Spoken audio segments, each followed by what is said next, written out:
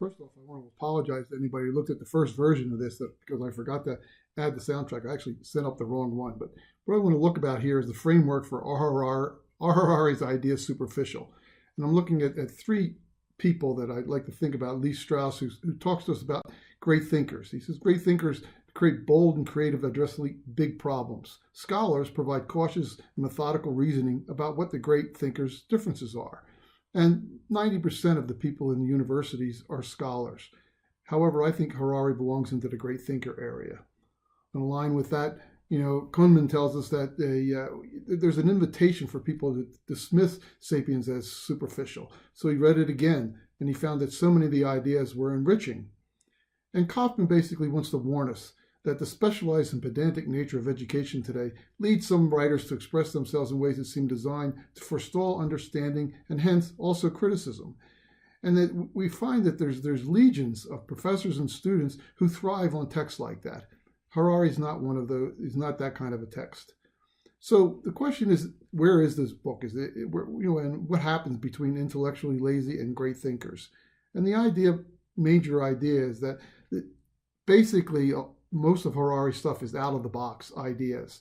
And out-of-the-box ideas provide a little bit of a challenge because as we're trying to analyze or as we're trying to speculate and look through out-of-the-box ideas, we find ourselves actually stuck in the box of our own ability to criticize. So when we're even looking at ideas about for and against, we find that our brain is basically kind of already prejudiced by the artifacts that surround us, by our own worldview that we've already established, even by some of the approaches that we're going to use for analysis and design themselves. It affects the way we're going about the problem.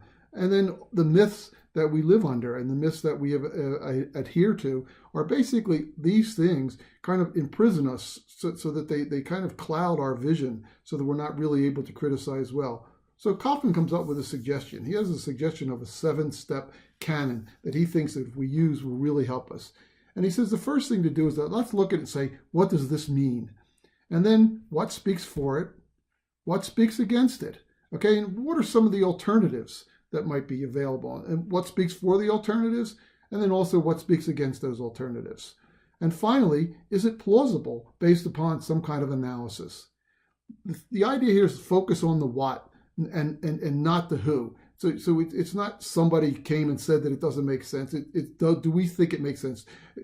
Based upon analysis, we are strong enough analysts. Can we do that? So can we take this methodological reasoning and with enriched ideas, can we caution ourselves to not get too pedantic with it?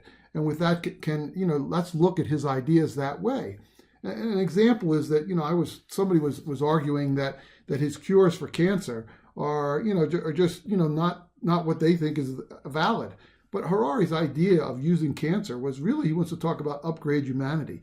Is the upgrade humanity a great thinker idea, or even though he may be wrong about the specific cures for cancer? Thank you.